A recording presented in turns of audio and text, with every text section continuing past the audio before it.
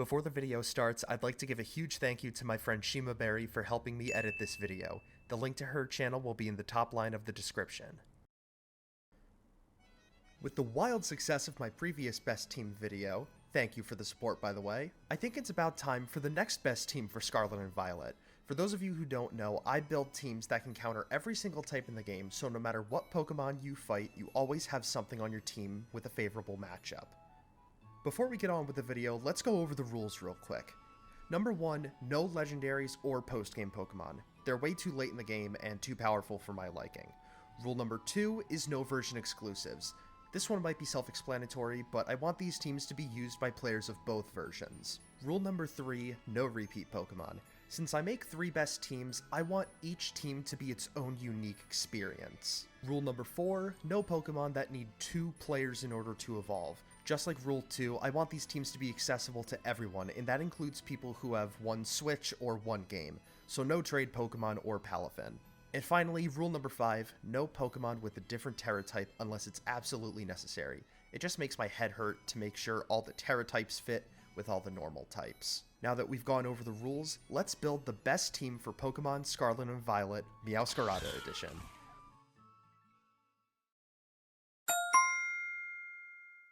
Pokemon number 1 is going to be our starter Meowscarada. You can get Sprigatito right at the start of the game, it evolves into Florigato at level 16, then into Meowscarada at level 36. Its grass and dark typing is super effective against rock, water, ground, psychic, and ghost types, and resists dark, ghost, grass, electric, water, and ground moves with an immunity to psychic. For moves, I'm giving it Night Slash and Flower Trick for stab, and Acrobatics and Thunder Punch to cover its weaknesses to fighting, bug, and flying. Although I don't recommend staying in on its weaknesses because it's so frail, but the option is there if you have to stay in. You get Flower Trick when Florigato evolves, so you can use Trailblaze's stab until then, which you get as a TM after defeating Brassius. Night Slash is learned at level 38, and the other 2 moves are TMs.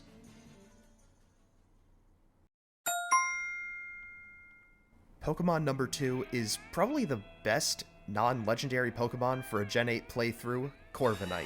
Its flying and steel typing is super effective against fighting, grass, bug, fairy, ice, and rock types, and it resists normal, grass, flying, psychic, bug, steel, dragon, and fairy moves with immunities to ground and poison. You can get Rookidee in these areas, it evolves into Corvisquire at level 18, and finally into Corva Knight at level 38. For moves, I'm giving it Steel Wing and Drill Peck for stab, Body Press for extra coverage, also it synergizes really good with Steel Wing, since Steel Wing raises physical defense, which in turn increases Body Press's power, and Tailwind to support its slower teammates. I looked and Corva Knight doesn't get a single damaging rock, ground, or water type move, so Body Press is all the coverage it gets. Anyway, you get Steel Wing when Corvisquire evolves, Drill Peck is learned at level 34, so you can use Pluck until you get that, and the other 2 moves are TMs. I also want to start adding held items to these teams to make them even better, and for Corva Knight, I'm going to give it the Wide Lens to give Steel Wing 100 accuracy. You can get the Wide Lens in Levincia's Delibird presents for $20,000. Now you might think I forgot Meowscarada's item, but I actually didn't. I'm purposely not giving it an item because the base power of Acrobatics goes from 55 base power to 110 if the user isn't holding an item.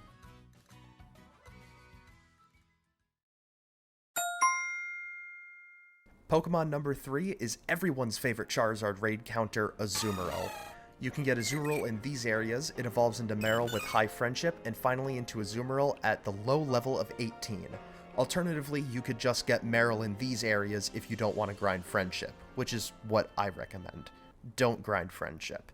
Its water and fairy typing does super effective damage against fighting, dark, fire, rock, dragon, and ground types, and resists fire, water, ice, fighting, dark, and bug moves with an immunity to dragon. For moves, I'm giving it Aqua Tail and Play Rough for stab, and Bulldoze and Ice Punch to cover all its weaknesses. Aqua Tail is learned at level 21, Play Rough is learned at level 25, and the other 2 moves are TMs. For its item, I suggest using a Shell Bell to help recover HP when it attacks. This will synergize well with the Huge Power ability, which will double the power of all of Azumarill's physical attacks, so make sure you get a Marill with Huge Power.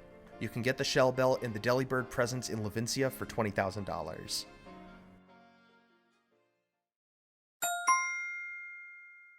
Pokemon number 4 is everyone's favorite Pokemon now, Cloudsire.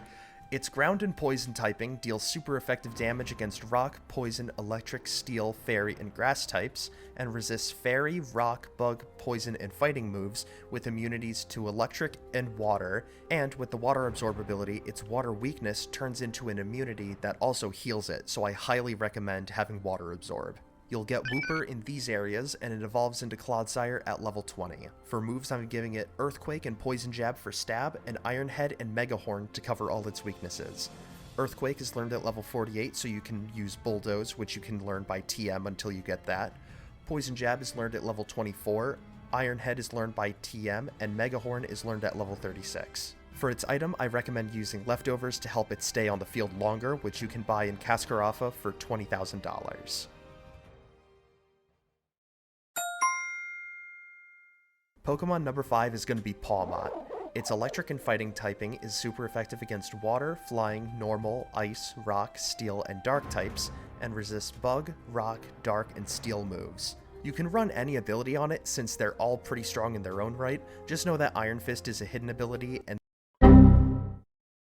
thus you need to use an ability patch in order to get it, and ability patches aren't cheap.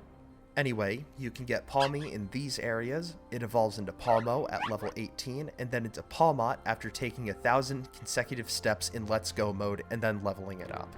If you run around a larger city like Levincia or Alfrenata for a couple laps, you'll reach those 1,000 steps in no time. For moves, I'm giving it Thunder Punch and Brick Break for stab, and Ice Punch and Crunch to cover its weaknesses to ground and psychic. All of these moves are learned via TM. For its item, I'm giving it the Punching Glove to increase the power of Thunder Punch and Ice Punch by 10%, as well as making them non-contact moves.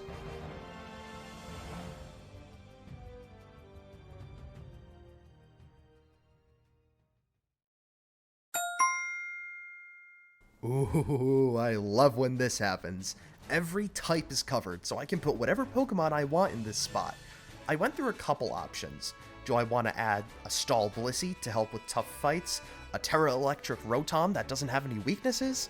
I realized there are some flaws in these. Blissey is too physically frail for my liking, and Rotom's appliance moves are either too inconsistent or detrimental. So in the end, I chose to go with a Pokemon that's just really, really strong. And that Pokemon is going to be Garchomp. Its Dragon and Ground typing is super effective against Dragon, Fire, Rock, and Steel types, and resists Fire, Poison, and Rock moves with an immunity to Electric. You can find Gible in these locations, it evolves into Gabite at level 24, and finally into Garchomp at level 48.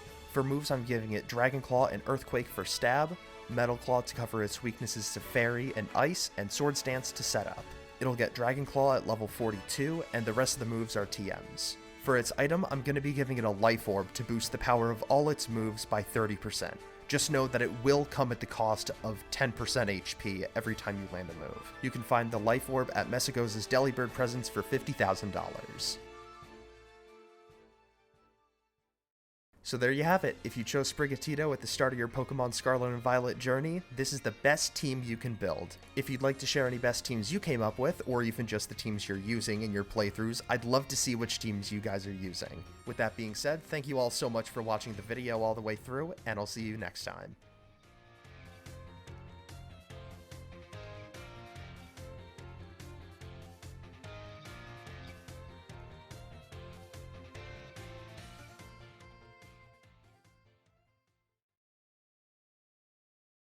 Does he not bear striking resemblance